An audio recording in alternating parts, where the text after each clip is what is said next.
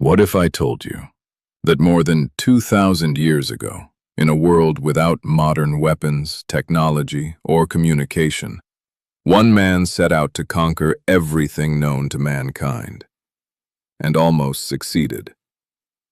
Not a myth, not a legend, but a real man of flesh and blood, a king, a warrior, and a name that still echoes through history: Alexander the Great. He wasn't born into a peaceful world. He was born into a time of war, ambition, and endless power struggles. A world where kingdoms rose and fell, and only the strongest survived. But Alexander didn't just want to survive. He wanted to dominate. He wanted to carve his name into history so deeply that it would never be forgotten. Before the age of 30, he built one of the largest empires the world had ever seen, stretching from Greece, across Egypt, through Persia, and into the mysterious lands of India. Cities burned, armies fell, kings bowed before him. And yet, the more he conquered, the more he wanted. But here's the question that history still struggles to answer. Was Alexander truly unstoppable? Or was his greatest enemy something far more dangerous than any army? Because behind every victory, there was a cost. Behind every battle, there was blood. And behind the legend, there was a man, slowly being consumed by his own ambition. This is not just a story of conquest. This is a story of obsession, power, and the thin line between greatness and destruction.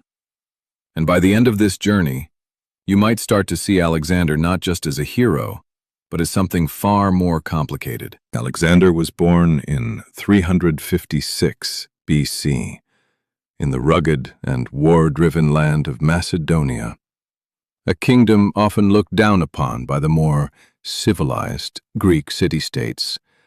But Macedonia was rising, and at the center of that rise was his father, King Philip II. Philip was no ordinary king. He was a visionary, a master of warfare who transformed a once weak kingdom into a dominant military force. He introduced new battle formations, trained disciplined soldiers, and built an army that would soon become unstoppable. Growing up in this environment, Alexander was surrounded by power, strategy, and ambition. He didn't just hear stories of war, he lived in them. From a very young age, it became clear that Alexander was different. He was not afraid, not of danger, not of risk. One of the most famous stories from his childhood tells of a wild, untamable horse, a powerful beast that no one could control. Warriors tried, trainers failed, even the king himself gave up. But Alexander stepped forward. Instead of forcing the horse, he observed it. He noticed that it was afraid of its own shadow, so he turned the horse toward the sun, removing its fear. And just like that, he mounted it and rode. That horse, Bucephalus, would later carry him through some of the greatest battles in history. Recognizing his son's extraordinary potential, King Philip made a crucial decision. He hired one of the greatest minds in human history to educate him, Aristotle. Under Aristotle, Alexander didn't just learn facts. He learned how to think. He studied philosophy, science, medicine, geography, and the deeper meaning of leadership and power.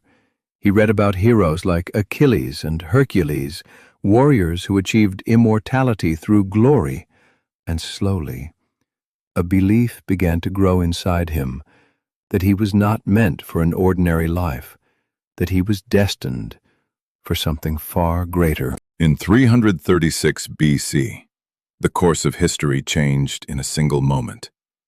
King Philip II was assassinated during a public celebration. Chaos spread instantly. And in the middle of that chaos stood a 20-year-old prince, suddenly crowned king. For many, this was the perfect opportunity. a young ruler, inexperienced, vulnerable. Across Greece, city-states began to rebel. They believed Macedonia would fall apart without Philip, but they underestimated Alexander. He didn't hesitate. He didn't wait. Within weeks, he launched a series of rapid and brutal campaigns to reassert his authority. His speed was shocking. His response, overwhelming. The most powerful message came when the city of Thebes decided to revolt. Alexander marched his army there without delay, and what followed was devastating. The city was destroyed. Thousands were killed. Survivors were sold into slavery. It was harsh. It was ruthless. But it sent a clear message to the entire Greek world. Alexander was not weak. He was not a boy. He was a king, and a dangerous one. With Greece firmly under his control, Alexander turned his attention to the greatest prize of all, the Persian Empire. At that time, Persia was the superpower of the world. Its king, Darius III, ruled over vast lands, enormous wealth, and massive armies. No one dared to challenge Persia. But Alexander wasn't like anyone else. Where others saw an impossible enemy, he saw an opportunity for immortality.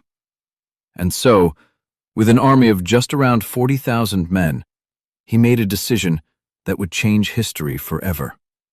He marched toward Persia, not knowing that he was about to begin one of the greatest military campaigns the world has ever seen. Alexander's march into Persia was relentless. Every battle was a masterclass in strategy and courage. At Granicus, his cavalry charged through the enemy lines, shattering a force more than twice his size. The river ran red, but Alexander stood victorious.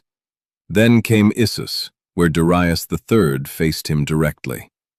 Outnumbered, Alexander relied on speed, surprise, and precision. The Persian army crumbled, and Darius fled, leaving his family behind, a bold humiliation that would echo forever. But the true test came at Gaugamela.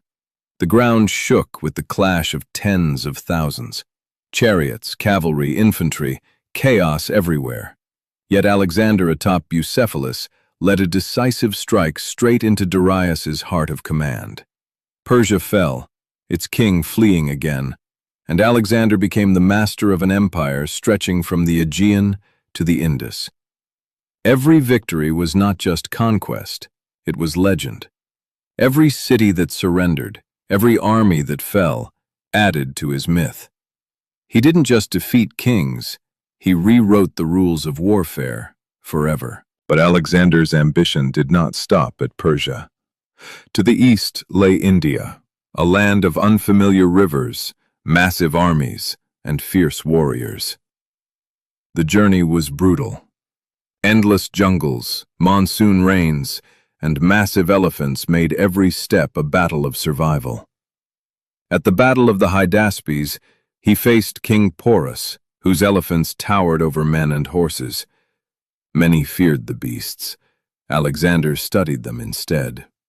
He devised a plan, attacking from angles no one expected, turning the elephant's power into a weakness. The battle raged for hours, blood mixing with mud, but in the end, Alexander emerged victorious. But even in victory, he showed a side few saw: respect. He reinstated Porus as a local ruler, earning loyalty instead of fear. Yet the campaign took its toll. His army, exhausted and homesick, begged him to turn back. It was here that Alexander realized ambition could push men to greatness, but it could also break them. Alexander's return journey was triumphant but shadowed by mystery. In 323 BC, in the palace of Babylon, the great conqueror fell ill. Some say it was fever, others poison. Some believe it was the result of wounds sustained in countless battles. Others whisper of betrayal from those closest to him. At just 32, Alexander's life ended abruptly. An empire without a living leader became a battlefield in itself. Friends, generals, and rivals all scrambled to claim pieces of his vast domain. His body was preserved, his legend immortal, but the true cause of his death remains a riddle for historians even today.